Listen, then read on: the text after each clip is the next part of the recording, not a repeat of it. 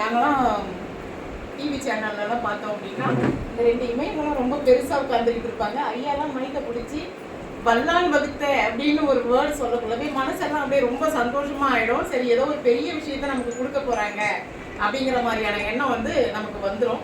Sir class எல்லாமே நாங்கள் கலந்துட்டு இருக்கோம் ஐயா. அதே மாதிரி ஐயா குருஜி ஐயாவுடைய நேற்று கவனிச்சிருப்பீங்கன்னு நினைக்கிறேன். வேன்ல வரக்குள்ள நம்ம இது வரைக்கும் என்ன ஒரு பெரிய விஷயம் அப்படின்னு எடுத்து வச்சிருக்கோமோ அதை எல்லாத்தையுமே உடைக்கிற மாதிரியான ஒரு ரூல் ஐயா கொடுக்கக்குள்ள ரொம்ப சந்தோஷமா இருந்தது. நிறைய விஷயத்த தெரிஞ்சுக்கிறதுக்கு ரொம்ப அதுவே ஒரு ஐயா. இப்போ நேற்று மட்டும்தான் ஒரு சின்ன கவிதையோட ஆரம்பிக்கலாம். அனுபவம் தந்திட்ட அரும் பெரும் பாடத்தை அவனியிலே யார் உரைப்பார்? அதன் ஆட்டத்தின் ஓட்டத்தில் விளைந்திட்ட விளைவுகளை எவர் வசம் நாம் அடைப்போம்? பாதம் தொடும் அலைநுரையும் இறைத்திட்ட கிளிஞ்சல்கள் ஓடும் கலைத்திட்ட குருவி கூடும் அந்தந்த உயிரின் ஆழ்ந்த அனுபவம் தானே. சங்கடங்கள் வந்த பொழுதும் அதை தன்னுள்ளே நிறுத்தி மெருகேறும் அழகுதானே. சட்டங்கள் தாங்கங்கள் ஏதுமின்றி சுத்துகின்ற சக்கரத்தில் விட்டத்திலும் ஆரத்திலும் சூட்சமங்கள் விளைந்திருக்கும். இந்த சட்டங்கள் தாங்கங்கள் ஏதும் இல்லாம சுத்துற சக்கரம் எது அப்படின்னு நம்ம எல்லாருக்குமே தெரிஞ்சிருக்கோம். நம்மளுடைய கிரகங்கள் தான். விளைந்திட்ட சூட்சமத்தை விரல் பிடித்து சுட்டி காட்ட குருவின் நிழல் துணை இருக்கும். துணை இருக்கும் குரு நிழலில் இளைப்பாறும் தருணங்கள் இறையின் பாதத்தில் நம்மளை கொண்டு சேர்க்கும். அப்போ எந்த ஒரு விஷயமானாலும் அதை கத்துக் கொடுக்குற குரு மேல பெரிய பக்தி தேவையில்லை, ஒரு சின்ன நன்றி உணர்வு இருந்தா போதுமானது. இவங்க நம்மள சரியான ஒரு இடத்துல கொண்டுட்டு போய் சேர்த்துருவாங்க அப்படிங்கிற எண்ணத்தை மட்டும் மனசுல வச்சுக்கிட்டு கண்ணை மூடிக்கிட்டு விரலை நீட்டிக்கோங்க. அவங்க உங்க ஒரு விரலை பிடிச்சி எந்த இடத்துல உங்களை எடுத்துட்டு போய் சேர்க்கணும் அப்படின்னு நீங்களும் இந்த பிரபஞ்சமும் நினைக்கிறதோ அந்த இடத்துல உங்களை ரொம்ப சிறப்பா எடுத்துட்டு போய் சேர்த்துருவாங்க. சரி, இப்போ வந்து நம்ம பிரசன்னத்தை பத்தி கிளாஸ் எடுத்தோம். கலந்துகிட்டு இருந்திருப்பீங்க அப்படின்னு நினைக்கிறேங்க. இந்த பிரசன்னம் ஜோதிட ரீதியா பெரிய கணக்கெல்லாம் என்னால போட முடியாது. எந்த கணக்குக்குள்ளயும் என்னால வர முடியாது. ஒரு குட்டி கணக்கா இருந்தாலும் நான் கண்டிப்பா கையில கால்குலேட்டர் எடுத்துப்பேன் அப்படின்ற என்ன மாதிரி இருக்கிற எல்லாருக்கும் இந்த பிரசன்னம் வந்து ஒரு பெரிய உறுதுணையா இருக்கும். பெரிய கணக்குகள் தேவை கிடையாது. இந்த தாம்பல பிரசன்னம் மாதிரியுமே நம்மளை சுத்தி இந்த பூமியில விளைஞ்சிட்டு இருக்கக்கூடிய நமக்கு போட்டி போட்டு நம்ம கூடவே வளர்ந்துகிட்டு இருக்கக்கூடிய ஒரு விஷயம் என்னன்னா இந்த விருட்சங்கள் அப்படின்னு சொல்லுவாங்க. நிறைய விருட்சங்கள் வந்து நோயை தீக்குது, பசியை தீக்குது. இன்னுமே சொல்லுவாங்க இந்த சித்தர்களுடைய பல நாள் பசியை தீக்கக்கூடிய ஒரு அருமருந்து வந்து அந்த குட்டி குட்டி கம்பு மாதிரி ஒண்ணு இருக்கும் பாருங்க. நாயுருவி செடியில இருக்கக்கூடிய அந்த சீட்ஸ் வந்து சித்தர்கள் பல காலம் பயணிக்கிறதுக்கு தேவையான உணவு பற்றாக்குறையை தீர்த்திருக்கு அப்படின்னு சொல்லுவாங்க.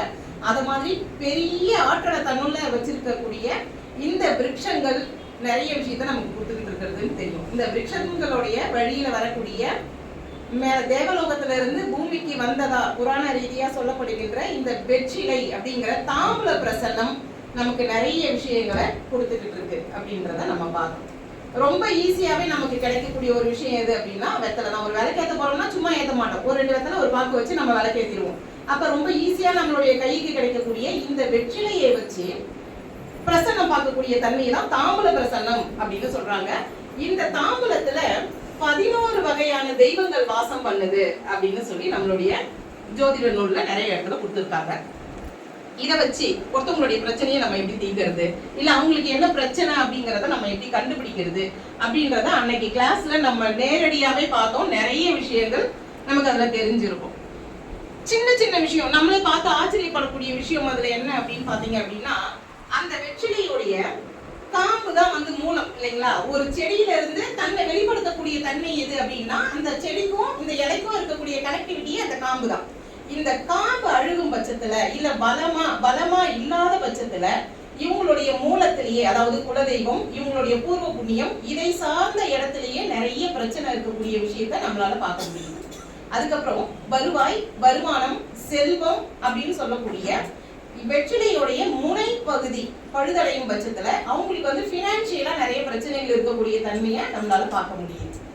முதல் வெற்றிலை அப்படிங்கிறது லக்னம் அப்படின்னு நமக்கு தெரியும். முதல் வெற்றிலையும் 7ஆம் வெற்றிலையும் சிறப்பா இருக்கும் பட்சத்துல மீதி இருக்கக்கூடிய வெற்றிலைகளுடைய தன்மையை வந்து ஓரளவுக்கு சரி பண்ணி எடுத்துக்கிட்டு போயிடும் அப்படின்றது நமக்கு தெரியும். இப்போ வெற்றிலையோடைய நடு காம்புல அன்னைக்கு சொல்லக்குள்ள சொல்லியிருப்பேன், வெற்றிலையில காமிச்சு ஆண் வெற்றிலை பெண் வெற்றிலைன்னு 2 வகையான வெற்றிலை இருக்கு. அதே மாதிரி வளர்பிறை வெற்றிலை தேய்பிறை வெற்றிலைன்னு 2 இருக்கு. வளர்பிறை வந்து ரொம்ப மைல்டா கிரீன்ல இருக்கும், தேய்பிறை அடர் பச்சையில இருக்கும். இது 2த்தை வச்சு இடம் காண்பிக்க முடியும். ஆண் வெற்றிலை பெண் வெற்றிலை உங்களுக்கு வந்து இதை சர்வசாதாரணமா எடுத்து கையாளக்குள்ள இது என்ன அப்படின்றத உங்களால ஈஸியா கண்டுபிடிச்சிட முடியும். ஸோ அதையும் இது பண்ணிக்கோங்க. இந்த வெற்றிலைகளுடைய நடு காம்புல ஒருத்தவங்களுக்கு அந்த நடு அந்த ஸ்டெம் வருது பாத்தீங்களா, அதுல ஒரு பெரிய துவாரம் இருக்கும் பட்சத்துல அந்த குடும்பத்துல நிச்சயமா ஒரு கர்ப்பிணி பெண் உயிரிழந்திருக்காங்க அப்படின்றத வந்து ஃபர்ஸ்ட் படிக்கக்குள்ள என்னால அதை ஏத்துக்கவே முடியல. ஆனா நிறைய பிரசன்னத்துல இது வந்து நிறைய பிரசன்னத்துல உறுதி செய்யப்பட்டிருக்கு. சோ இதை பார்த்துக்கோங்க. ஒட்டி இருக்கக்கூடிய வஸ்துக்கள், இப்போ வந்து அகத்திக்கரை ஒட்டி இருக்கலாம், நூல் ஒட்டி இருக்கலாம், பூ ஒட்டி இருக்கலாம், இதெல்லாம் அங்க இருக்கக்கூடிய கரும்பு பில்லு இதோடைய அந்த எக்ஸ்டென்ஷன்ஸ்லாம் பிற வஸ்துக்கள் ஒட்டி வரக்குள்ள அதை ஈஸியா தொடச்சா போயிடும். அப்ப அந்த பிரச்சனைகள் சரி செய்யக்கூடிய பிரச்சனைகள் தான் அப்படின்றத உறுதி செய்யுது அப்படின்றத எடுத்துக்கோங்க. 5ஆம் பாவக வெற்றிலை அப்படின்னு வரக்குள்ள நம்ம குழந்தைகளை எடுக்கணும். அங்கவே வெற்றிலையை பொறுத்த வரைக்கும் குலதெய்வம். ஆனா பாவக ரீதியான ஆய்வுகள் அப்படின்னு வரக்குள்ள 4ஆம் பாவகம் பிரசன்னத்துல குலதெய்வத்தை சொல்லும். ஒரே ஒரு ரூல் தான், பாதகாதிபதி கூடயோ இல்ல மாந்தி கூடயோ சொன்ன பாவகங்கள் தொடர்பு வராம இருந்தா அந்த விஷயம் வந்து நமக்கு கிடைக்கும். இல்ல தொடர்புல இருந்துச்சுன்னா இடர்பாட்டின் பெயர்ல கிடைக்கிறதுக்கான சூழல் இருக்கு, அல்லது கிடைக்காமல் போவதற்கான வாய்ப்புகள் இருக்கு அப்படின்றது தெரியும். அன்னைக்கு நடந்த கிளாஸ்ல கலந்துக்கிட்டவங்களுக்கு ஏதாச்சும் முக்கியமான டவுட்ஸ் ஏதாச்சும் இருந்துச்சுன்னா, அன்னைக்கு கேட்க முடியாத சூழல் இருந்ததுன்னா யாராச்சும் ஒருத்தவங்க கேட்கலாம். இல்ல ஏன்னா கிளாஸ்ல கேட்க மாட்டோம், நாங்க இங்க மட்டும் வந்து எப்படி கேட்போம். இந்த அற்புதமான மேடையை எங்களுக்கு வழங்கிய கனகம்பாள் மேம் உங்களுக்கு நன்றி. சொல்லணும்ல அழகு.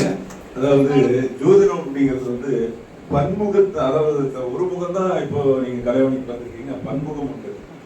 அதாவது இருக்கிற முகம் அவங்க ஜோதிடர் இருக்காங்க அப்படிங்கிற விஷயம் வந்து ஒரு விஷயம். அதே வந்து ஆன்மீகத்துல மிகப்பெரிய விஷயத்தில் படிக்கலாம். ஆன்மீகங்கிறது ஒரு சாஸ்திரம் சரசாஸ்திரம் அப்படின்னு உண்டு.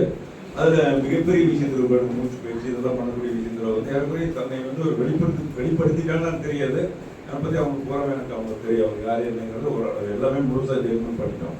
எனக்கு கூடவே வந்தாங்க நல்ல திறமை வாய்ந்தவர்கள். யாருக்கு முழு, அதாவது காலிக்குடம் நிறைகுடம் இருக்கு. நிறைகுடம் அப்படிங்கிற பக்கத்தில் இருக்கிறத பார்த்து எத்தனையோ பேர் லட்சக்கணக்கான பேர் கோடிக்கணக்கான பேர் பார்க்கும்போது என்னுடன் பயணிக்க அவர்கள் வந்து நேர்மருத்துவர் அப்படிங்கிற ஒரு அற்புதமான இடம். எனக்கு நேர்மருத்துவ இருக்கக்கூடிய 1990 எனக்கு பரிச்சயம் உண்டு.